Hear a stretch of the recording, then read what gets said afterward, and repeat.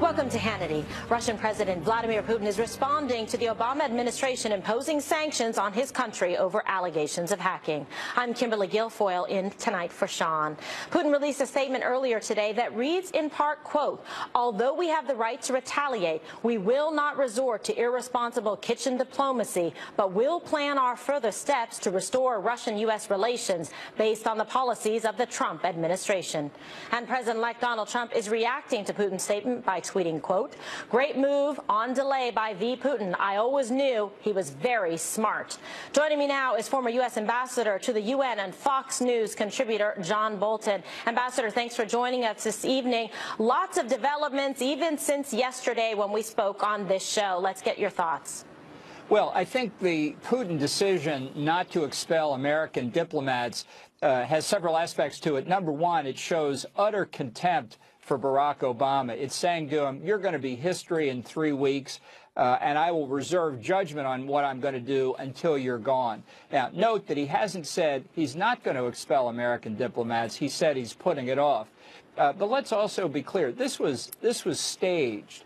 And remember, this is the land of the Potemkin village. So early in the day, Russian Foreign Minister Sergei Lavrov goes public with a recommendation to expel 35 American diplomats. Every Western news source in Moscow reports that it means they are going to be expelled.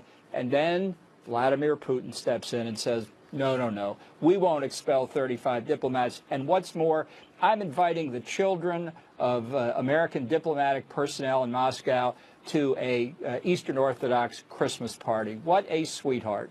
Look, he is trying to maneuver to Russia's advantage, no surprise there.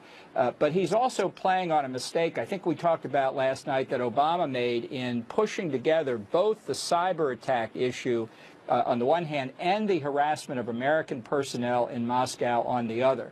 And he's trying to build the two of them together to get what I think he really wants. The most important concession he wants is no retaliation for the cyber attack. The sanctions are meaningless.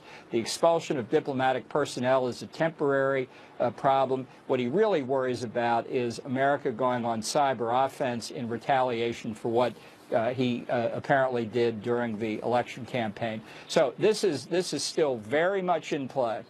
It certainly is, and you bring up such an important point because he definitely doesn't want the focus to be on those cyber attacks. This is a way of sidestepping it. This is a man who's obviously, yes, very bright, KGB. He knows exactly what his mission objectives are. He's very focused on the target, and he'll do whatever it takes to achieve it. And even if that means cultivating this relationship with President-elect Donald Trump, he's going to do that. And as you said, it's very much, showing disrespect for President Obama and his current administration in their last 3 weeks to say that was a joke. You thought you were going to poke the cage of Russia, of Moscow, and it just didn't work. Right. And I think it shows that they have thought through what's going on here in these last couple of months. They saw what Obama did to Israel and the Security Council resolution. They understand that Obama's in this period of opportunity, really, for him between the election and the transition. I'm not entirely sure that this is Obama just trying to vent his spleen on the incoming Trump administration. I have a feeling that part of this is that, a lot of these steps you can't take in the middle of an election campaign, and our election campaigns now take almost a whole year. True. He thought Hillary was going to win. Yeah, I think you're right. And so a lot of this stuff was planned because he could do it. He could take the credit. He could take the heat. Hillary was not going to reverse any of it when she took office, so he could get his legacy in place and she would defend it. Now he finds himself faced with Donald Trump being his successor, and all his plans are thrown awry. No, you're right. I think he made his decision to kind of wait on this and not do anything because it was predicated on a certain outcome of the election that they thought they had guaranteed, that they grossly underestimated the movement by President-elect Donald Trump and the people that came out in droves to support him. But I just wonder also, does this put President-elect Donald Trump in a bad position come January 20th? What is your advice, Ambassador, in terms of what he should do and how to handle Russia? No, look, I don't think it puts him in a bad position. I think if Barack Obama really thinks he can box the new Trump administration in, he's sadly mistaken. Correct.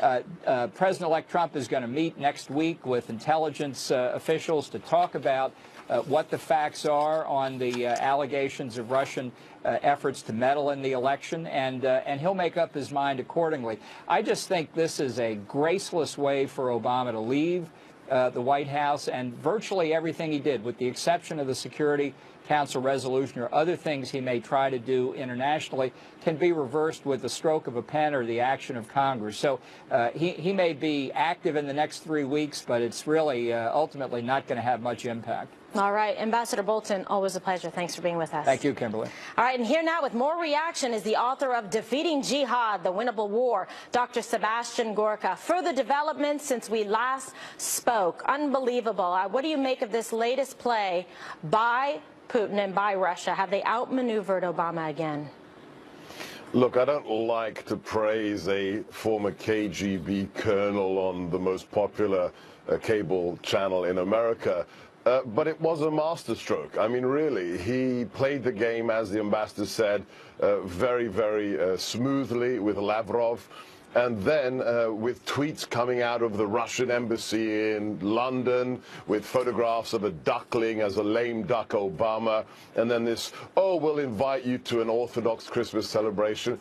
He's basically said to the world, President Obama, you are completely irrelevant. And the truth is, he is. This is a new age after November the 8th. The idea that he plays golf for 8 years and now he decides to do something about Russia, it's incredible. It's truly incredible. Why now? After the invasion of the Ukraine, this is when he waits to do something because of an alleged hack of the DNC. He's made a laughingstock out of the White House. All right, let's talk about what President-elect Donald Trump should do now in the aftermath of this when he assumes office on the 20th, because still some decisions will have to be made. Sanctions and further sanctions aren't off the table. That is something certainly that he could impose, because we don't want Russia making a fool of the United States or trying to interfere in our U.S. presidential elections. Correct, absolutely, but we have to be very cautious. I think the approach President-elect Trump has taken is the correct one. Let me see all the evidence, and once I am actually installed as the commander-in-chief, I can take measures. Now, I've read the unclassified FBI, there's a joint FBI-DHS report on the attack, on the cyber attack, which is called Grizzly Step. I read it today. It is incredibly specific in terms of there were 2 cyber hackers that in spring of 2015 and summer of 2016 went into the DNC computer network. It's very specific, but apart from that, what they did and what information was taken out is not revealed. So let's wait and see. We've got 21 days left. Then there will be some kind of measured response once the information is made available to the new president.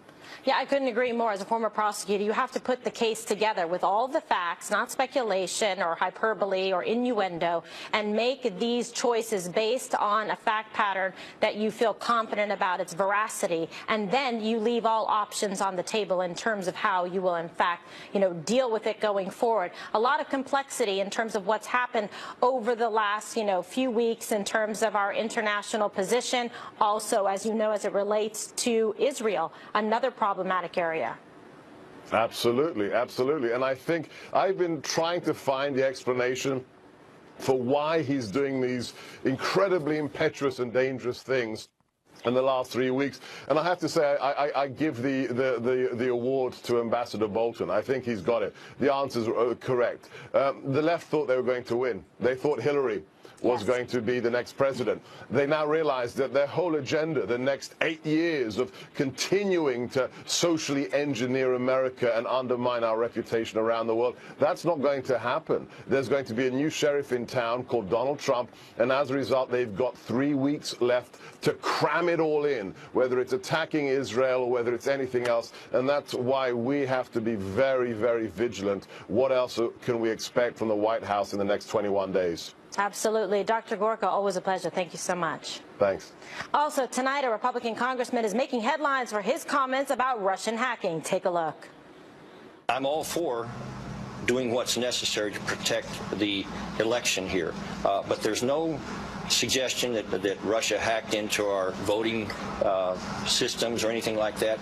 They, if anything, whatever they may have done was to try to use information in a way that may have affected something that they believed was in their best interest. But the bottom line, if they succeeded, if Russia succeeded in giving the American people information that was accurate, then they merely did what the media should have done. Joining us now is a lawmaker you just saw, Arizona Congressman Trent Franks. Thank you so much for joining us, Congressman. So people consider that to be pretty much provocative comments, some accusing you of siding with Russia. You tell us what you meant. Well, I mean, obviously, if you could see the whole interview, that would be somewhat helpful. But I would just suggest to you that I made it clear in that interview that anything that Russia did to compromise any of our systems should be met with the appropriate response. I even called Mr. Putin a KGB thug in the interview.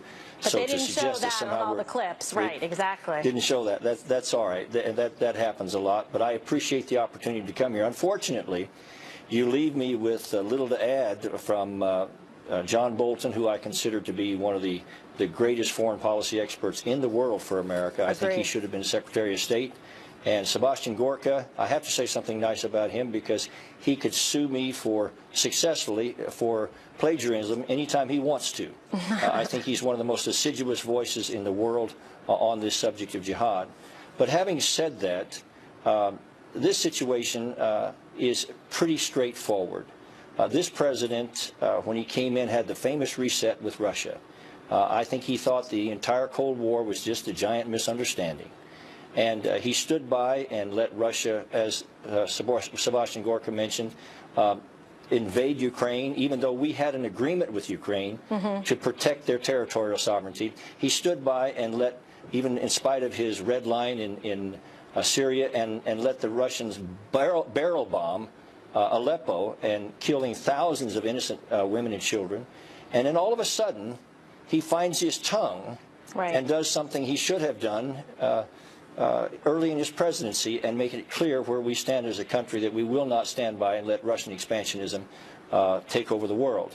But in the meantime, Vladimir Putin has mopped up the world with Barack Obama, and it turns out he's not quite finished, it seems. Yeah, and I understand your point. You're saying that the mainstream media, the reporters, should have actually done their job and properly covered this election, properly covered the stories about Hillary Clinton, about her emails, about her deleting emails, about her server, all of the above. That is certainly true. And as it relates to President Barack Obama, I think we find ourselves in this position because of his failed, feckless foreign policy as it relates to Russia. There is no relationship of respect whatsoever there between Vladimir Putin and Barack Obama. And now we find 3 weeks before we have a new president in office, this attempt to certainly try to box President-elect Donald Trump in. But it seems that Vladimir Putin did not fall for the bait that President Obama wished he did.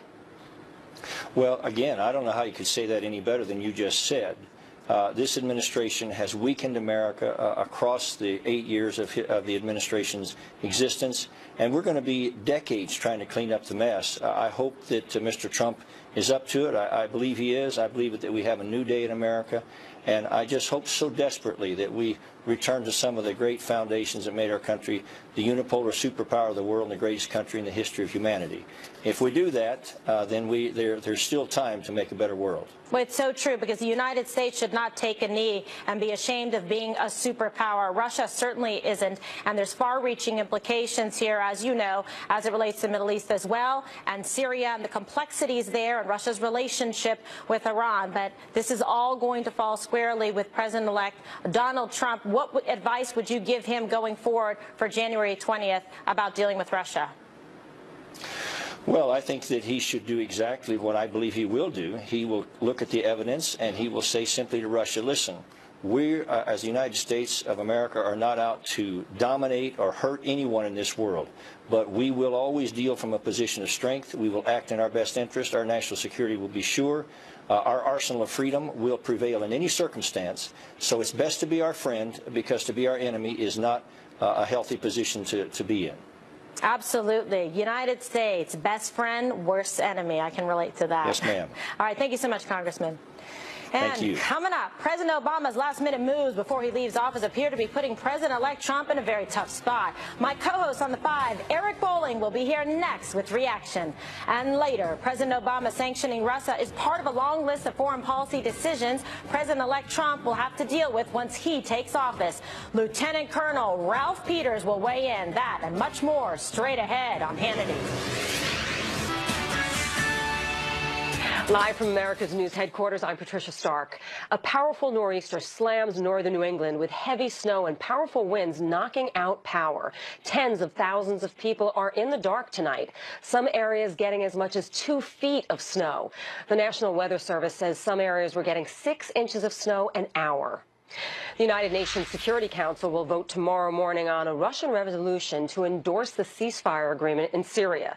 The ceasefire is still holding despite some minor violations. It was brokered by Russia and Turkey and went into effect at midnight Thursday. Star Wars and Carrie Fisher fans gathering Friday to pay tribute to Fisher New Orleans style. A Mardi Gras crew marched in her honor. The group's logo features the head of Chewbacca, who was Han Solo's close friend and co-pilot. Fisher was the tough-talking Princess Leia who helped organize the rebellion. I'm Patricia Stark, and now back to Hannity.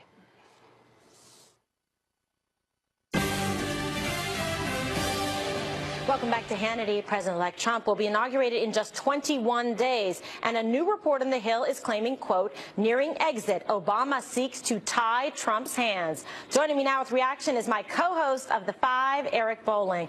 Okay, so a lot of diplomatic relations in question here, our relationship with Russia, with just mere weeks until President-elect Donald Trump takes office. What's going on here with President Obama and his administration? It's insane. 3 weeks from today, President-elect Donald Trump will raise his right hand and become President Donald Trump.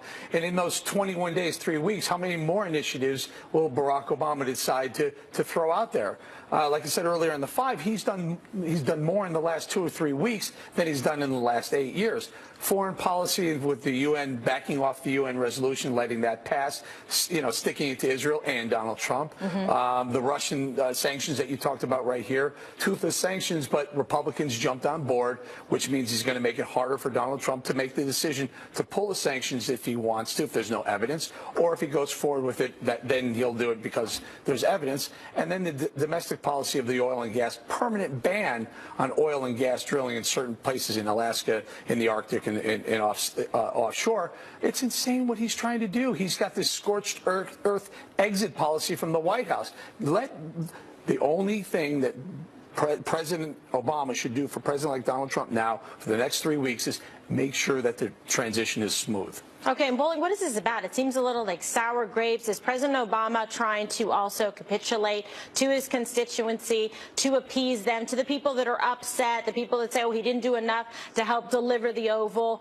to Hillary Clinton? All of this happening. If he had an idea that, in fact, that the Russians were trying to interfere in the United States presidential election, and he knew about that before, why didn't he do anything then? It seems that some in his party and with the Clintons are upset with him, so now he's showing that he's trying to flex to Russia.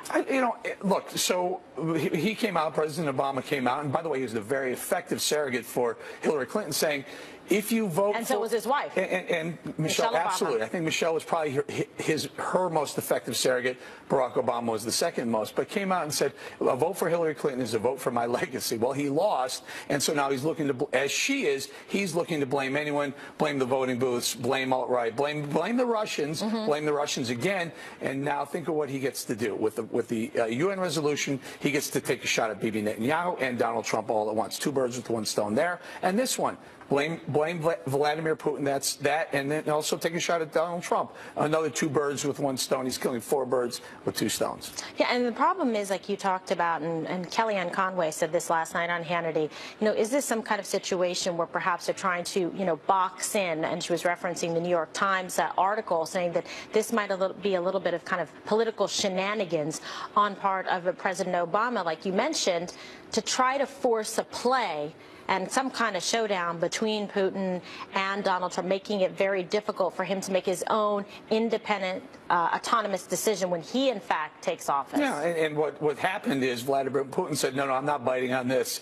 That nice try, Barack Obama, we'll wait till you're gone. And Donald Trump said, hey, good move, smart move, I knew you were smart.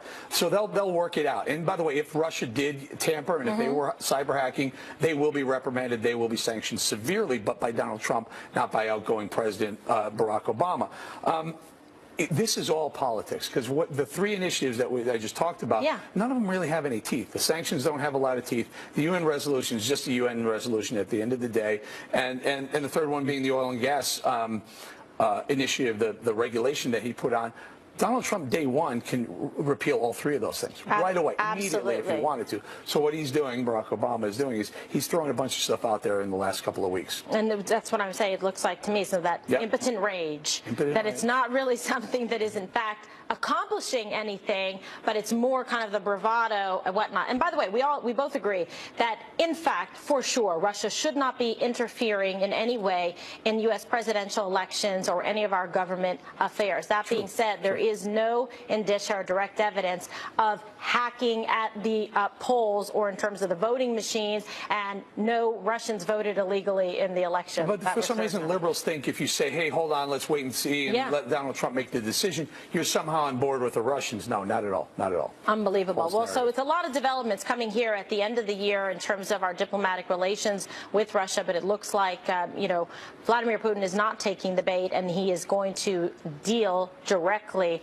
with the new president-elect. I think it looks like he's done dealing with the current administration. So, but you and I are not done dealing, because we're going to be together again, reunited, right? New Year's Eve. We are. New Year's Eve right here in Times Square, about a block and a half from here. KG, last year we had a great time. We did very well. We loved it. But we were on the rooftop of the Knickerbocker, and if you remember, we walked around that crowd. We had so much energy in that crowd prior to the show. We said, why don't we just do the show right from the crowd, right from in the middle of Times Square? And we're setting up shop right in the middle of the crowd. So you got to watch it. We have a blast. And it's pretty exciting because we'll be able to take the viewers right there. It's almost like a virtual reality. We'll bring it down to the streets where everyone wants to be, everybody's bucket list. New Year's Eve in the center of Times Square to see the ball drop. And we're going to be right by the NASDAQ down there with Hannity and Jesse. Tyrus is going to be on. Phil Keating always has some kind of situation. Something's going on from Florida, right? Exactly. And you just kind of hope everything works out, but it's always watchable. And then we have people spread out around the country. But I think the real energy is going to be when we're walking around talking to people in the crowd. Absolutely. Rick Leventhal will be down there, too. So, you know what? You'll have some escorts. You'll have the NYPD. They're fantastic. They take care of their KG when she gets down there. They sure do. God bless them. I'm looking to stay cozy with the men in blue. And the women, too. I'll give hugs to everyone. It'll be good. So, listen, find someone for you to get cozy with at home. Get cozy with Eric Bolling and I. We're super excited about it. So be sure to tune in tomorrow night. Our All-American New Year's Eve coverage. We'll be live in Times Square. And like I said, Kennedy and Jesse Waters and get the party started at 8 p.m. Eastern. And then Bolling and I come in and take over bigly at 10 p.m. You don't want to miss it. Trust me. But first, coming up next on Hannity. President Obama sanctioning Russia adds to the list of foreign policy decisions President-elect Trump will have to deal with once he takes office. Lieutenant Colonel Ralph Peters is here next with reactions. Stay with us. Welcome back to Hannity. Some are second-guessing the timing of President Obama's decision to punish Russia with sanctions. But this isn't the only questionable foreign policy decision that has happened over the past 8 years. Aside from the administration supporting the anti-Israel UN resolution last week, the White House has also freed terrorists from Gitmo, struck a nuclear deal with Iran, and failed to act when Bashar al-Assad crossed President Obama's red line in Syria.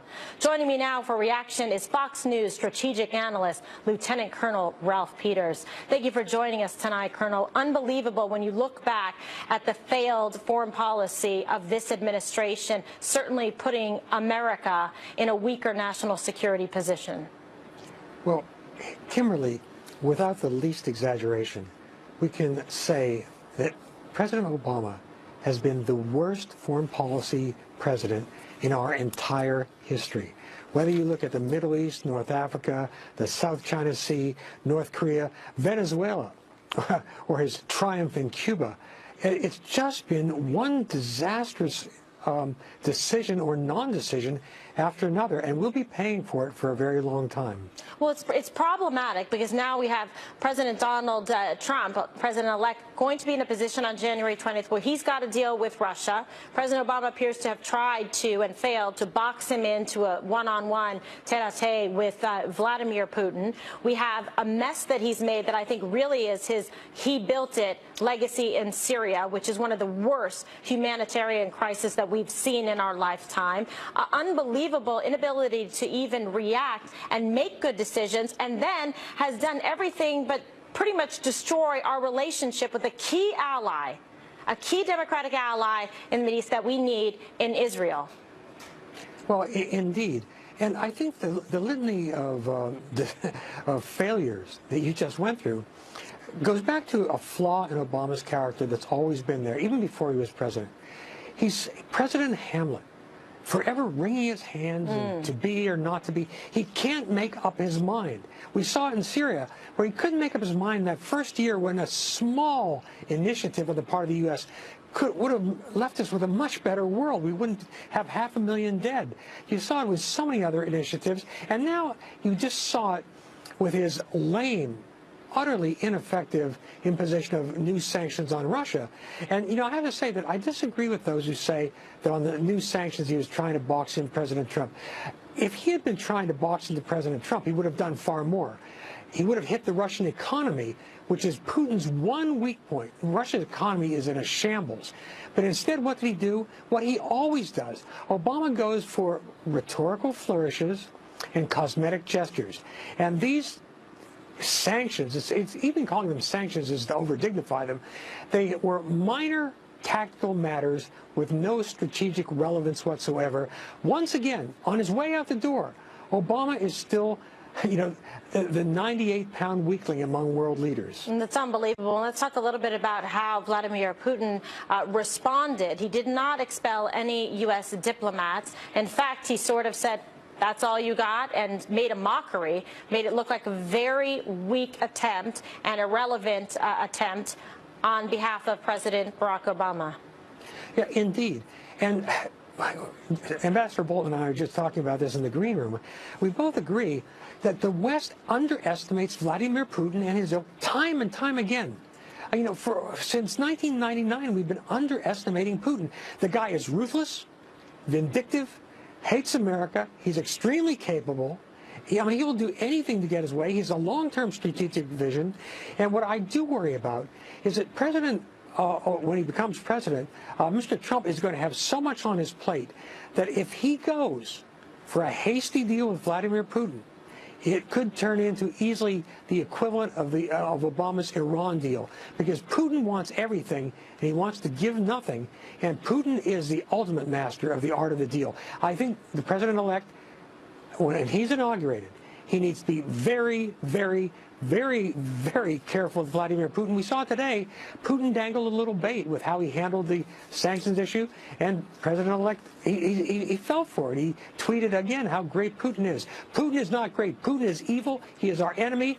Kimberly, he's not our enemy because we want him to be. He's our enemy because he hates us and everything we stand for, and he wants revenge for the collapse of the Soviet Union. Yeah, this is the problem. I mean, nobody should ever underestimate Russia or Vladimir Putin. I mean, when you think about him, KGB, that's it. I mean, that should tell you everything you need to know. And you're right. He does have strategic long-term vision. He does want to, you know, kiss you on the mouth and knife you in the back. Make no mistake about it. But I do believe that President-elect Trump will deal with him in a very different way than President Barack Obama. This is going to be a completely different situation than what we've been seeing for the past 8 years. And certainly no one wants Russia interfering in U.S. elections, presidential elections, or any of that. But today we saw the reaction. I mean, President-elect Trump said, okay, I know he was a smart guy. I don't think anybody's going to dispute that Vladimir Putin is smart. When you deal with Vladimir Putin, you must deal from a position of strength, and every deal has to be transactional. If he wants something, we got to get something, and he's got to pay first cash on the barrelhead. Otherwise, he will just eat us alive. Again, I want President Trump to be a great president because I want him to succeed because I want America to succeed. But I'm an old Russia hand. I've been watching Vladimir Putin since the beginning, and Vladimir Putin eats people. He eats them alive. He eats them before breakfast. He humiliated 2 U.S. presidents in a row, George W. Bush and Barack Obama, who thought they could deal with him. So just be very, very careful. Don't rush into a comprehensive new deal with Russia, a fresh start.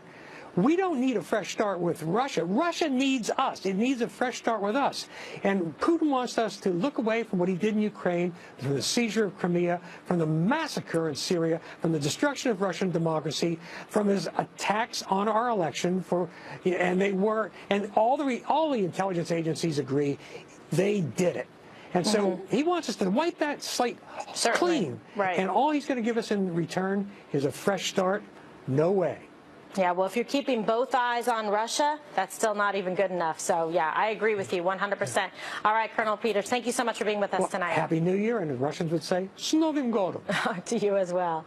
And coming up, Bill Clinton suggested, quote, angry white men helped elect Trump in November. But Fox News contributor DeRoy Murdoch is shooting down those claims. He's here next, along with Reverend Daryl Scott and Doug Schoen. And later, we will build a great wall, and we will stop illegal immigration for once and for all. President-elect Trump is vowing to build a border wall. This as a stunning New York Times report uncovers that some Department of Homeland Security employees and contract workers accepted millions of dollars in bribes to allow drugs and illegal immigrants to cross into the country. Dr. Sebastian Gorka will be back with reaction along with Sheriff Paul Babot. That and much more as Hannity continues. Our very, very divided country. When Americans are unified, there is nothing we cannot do. My message today is for all Americans, from all parties, all beliefs, all races, all walks of life. Whether you are African American, Hispanic American, Asian American, we're all American, and we're all united by one shared destiny. And that was President-elect Donald Trump on his thank you tour, promising to unite the country and serve all Americans. But while the president-elect was touting a positive message, former President Bill Clinton was spewing the same old, tired, divisive rhetoric of the past, telling a local newspaper that Trump, quote, doesn't know much. One thing he does know is how to get angry white men to vote for him. Well, one of my next guests, Fox News contributor DeRoy Murdoch, just challenged those comments from the former president in a brilliant op-ed titled, quote, Beyond Angry White Men. DeRoy wrote, Trump won by appealing to all races, genders, and education levels. And DeRoy joins us now, along with Trump Transition Team Executive Committee member, Reverend Daryl Scott, and Fox News contributor Doug Schoen. Now, this is what I call an A-team lineup. So, guys, thanks so much for being here with me tonight. Sure. Let's talk about this. This is really unbelievable. The juxtaposition of the messaging of President-elect Donald Trump and now the reaction and the pettiness, it seems, of President Bill Clinton. No, absolutely. And I think the whole idea here is to delegitimize Trump's victory, basically to paint it as the result of a white supremacist campaign, and therefore let's shut down his entire agenda. And the fact is, Trump won 62% of white male votes. If those are the only people voting, you could say, okay, well, it really was a white male victory. But he needed other people to get to a victory, which is what he won. He did this by winning one-third, almost 1 out of 3 Hispanic men, by winning 8% of the black vote. That's 2% higher than Mitt Romney, by winning 52% of white women. And so there are a lot more people involved in this Trump victory, this victory coalition, than just white men, which is what people like Bill Clinton would like to have you believe. Yeah, well, Reverend Scott, it was a pleasure to see you. I know we'll be together hosting a diversity event coming up at the inauguration. But what do you make of this? Why is it this pigeonholing, trying to paint this divisive rhetoric and put this on President-elect Donald Trump? Well, you know, Americans were angry, but it wasn't just white Americans. White, black, Latino, Asian, all Americans were angry, and that anger showed up at the polls. because we were dissatisfied with the prior administration. I mean, Michael Cohen, Executive Vice President and Special Counsel to Donald Trump, my very best friend, Michael Cohen, and I formed the National Diversity Coalition, and we have just every ethnic group you can imagine that's a part of that coalition that are passionate in their support for Mr. Donald Trump. And we all came together as Americans. You know, the other campaign is trying to once again divide us, but we came together as Americans, united with a common cause. Let's get this candidate elected so we can make America great again. Yeah, for all the communities and rebuild the infrastructure in communities that have been suffering under a liberal reign and Democratic mayors. When you look at places like Chicago, etc., I think it was a compelling message, Reverend, when President-elect Trump went out there and said, you know, what do you have to lose? And it seems those communities did, in fact, respond. Doug, great to see you. So what are we going to do about the Clintons? When are they going to ever accept responsibility? Look, I clearly, Kimberly, this was a mistake by President Clinton, and it's ironic because I was involved in an integral way in 1996, and our sole focus in that campaign was on the angry white men who Bill Clinton now said were the core of Donald Trump's constituency. Look, Bill Clinton unified the country. He and Secretary Clinton are recovering from a painful loss. But I do join with the Reverend and with my friend DeRoy to say we've got to unify this country. What Donald Trump said is right. He's got relatively low approval ratings now because of a divisive campaign. We've got to be together to be able to do what Colonel Peters said, which is to take on the Russians and to fight the fight for America as a unified nation. You know, Doug, what would your advice be to President-elect Donald Trump about how he can go about doing this and accomplishing this task of unifying the country? Well, first he's got to continue to talk the way he is. Second, we need legislation like the initiative for the infrastructure, which can bring in Democratic votes. We need bipartisan tax reform, bipartisan regulation reduction. We need an inclusive president who also helps the inner city, helps African Americans and Hispanics. And if Donald Trump follows the good advice of the Reverend, I think he'll be a long way to promoting and building a true diverse constituency. All right, most certainly. All right, Reverend, thank you for being here tonight. Doug and DeRoy, always a pleasure. Thank you. Coming up next, right here on Hannity. We will build a great wall, and we will stop illegal immigration for once and for all. President-elect Trump is promising to strengthen our southern border. This is a stunning New York Times report reveals that some Department of Homeland Security employees have taken millions of dollars in bribes to allow drugs and people to pour into this country. Dr. Sebastian Gorka is back next, along with Sheriff Paul Babot. Stay with us.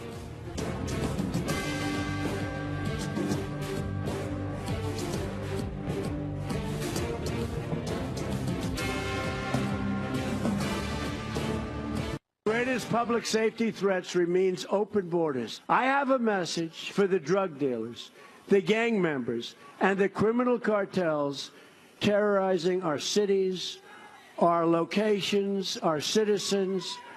Your days are numbered. We're getting you out, and we're getting you out fast. We will build a great wall, and we will stop illegal immigration for once and for all. And that was President-elect Trump promising to end illegal immigration. But according to a bombshell New York Times report, the security of America's borders are being compromised by a serious threat from within. According to the report, quote, over the last 10 years, almost 200 employees and contract workers of the Department of Homeland Security have taken nearly $15 million in bribes while being paid to protect the nation's borders and enforce immigration laws. Meanwhile, Bloomberg Politics is now reporting that 3 Republican senators are working with Democrats to, quote, shield about 750,000 young undocumented immigrants from deportation if Trump cancels a 2012 order from President Barack Obama that let them stay in the U.S. Joining me now to respond to some of the immigration challenges President-elect Trump will face on day one in office is the author of Defeating Jihad, The Winnable War, Dr. Sebastian Gorka, and Arizona Sheriff Paul Babot. Thank you, gentlemen, for being here with me tonight. This is a very important issue, and as a former prosecutor in a sanctuary city of San Francisco, boy, do I get it. The borders are wide open. We have a huge problem, and it seems now, Dr. Gorka, that some of this corruption is coming from within. It does. It's a very, very disturbing piece of news. The fact is, we should expect this. National security was not the priority of this administration currently in power. And in fact, the demoralization of our CBP, our Customs and Border Patrol, and the other officers and agents inside DHS shouldn't surprise anybody. This is why Donald Trump won the election. We do not have sovereignty over our own territory. Our border, our land borders are open, and there will always be people inside any organization that will exploit that possibility to make money, to allow free movement when they shouldn't. I expect one thing. Come January 20th, the afternoon of January 20th, this is all going to change. Why? Because Donald Trump actually built his campaign on the wall and law and order. As a result, he will have to, for his own political survival, show very serious advancement on those two issues as soon as he gets in office. So this is something that most Americans can rest assured will be dealt with, and there will be visible signs of this improving very soon after the inauguration next month. All right, most certainly. And Sheriff Babot, I mean, you are on the front lines of this immigration challenge, of these open borders and what it does to these cities and our communities in the United States. What's your opinion on this? Well, it's music to my ears that Donald Trump coming in as our president, not just for me in law enforcement, but for all Americans. We're going to finally put America first, our communities and our safety first, to secure the border. Yes, this report is alarming that there's been 200 officials in the past 10 years, but I want to remind people that the overwhelming majority, the men and women who protect and serve our country, are good, decent patriots who would never allow this. And so the failures is more the administration. Kurlikowski and all these other officials that have been appointed by Obama haven't done enough to vet backgrounds. We have members actually of the cartel that have infiltrated the ranks of these good men and women who are sworn to protect America. And so we have to do a better job of vetting and also be proactive with internal investigations as we do in law enforcement across America. And so we're going to see the priority of securing the border, and then also targeting the 1 to 2 million illegals of the 11 to 20 who are here. 1 to 2 million are serious criminals, 74% of which have felony convictions. Yes. Donald Trump has said they're going to be targeted, they're going to be apprehended, and they're getting out of America for good. And That's we shouldn't apologize for that. We shouldn't apologize for it. I'm telling you, because what you're talking about is exactly true. Nobody's talking about being mean and breaking apart families. We're talking about criminals and criminal recidivists, Dr. Gorka, that have come in here on American dime and continue to wreak havoc in our communities, and it's got to stop. Very simply, Kimberly, ask anybody, do you lock the door to your home or your apartment when you go to sleep at night? Who doesn't? Right. Who says, come on in, anybody? Who leaves their front door open at midnight and says, come in and take my money out of my purse, out of my pocketbook? I mean, this is what the administration has done. Said borders are irrelevant. You can come here, you can steal, you can lie, you can cheat, you can be prosecuted for felonies and not be deported. I mean, that's outrageous. Which country says that's a good idea? No country says that, because what happens? You don't have a country left if you allow that to happen long enough. If criminals have a free reign and are kept in our system, then sooner or later the country will crumble. It's so true. I mean, Sheriff, you see it firsthand. I mean, Arizona has a problem with this. That's why you've been very vocal and outspoken on this issue. Well, it's far worse than what the doctor just explained. I can tell you that President Obama has led the largest prison break in American history, releasing tens and tens of thousands of convicted criminals who aren't American citizens, not back to their country of origin, but right into our communities. He refused to give the names of these individuals to us in law enforcement. He's released hundreds in my county in Arizona alone, even murderers and rapists. And so he did his cause no good. What he did is release the most violent criminals in the Western Hemisphere into American communities. Donald Trump's going to correct that and put our safety first. And this is going to be a new day. And so I am a sheriff. He's going to be the sheriff, the new sheriff in town for the country. All right, fantastic. Such an important topic. I look forward to having you both back again, Dr. Gorka and Sheriff Bebo. Thank you so much. Happy New Year. All right, Thank you, Kimberly. And coming up, more Hannity right after the break. Stay with us. Welcome back to Hannity. Unfortunately, that is all the time we have left this evening. But before we go, a quick programming note. Be sure to tune in tomorrow night for our All-American New Year's Eve coverage. Kennedy and Jesse Waters kick things off at 8 p.m. and then Eric Bowling and I take over at 10 p.m. We're going to be live in Times Square to ring in 2017. We hope you will join us, and I hope you have a great night.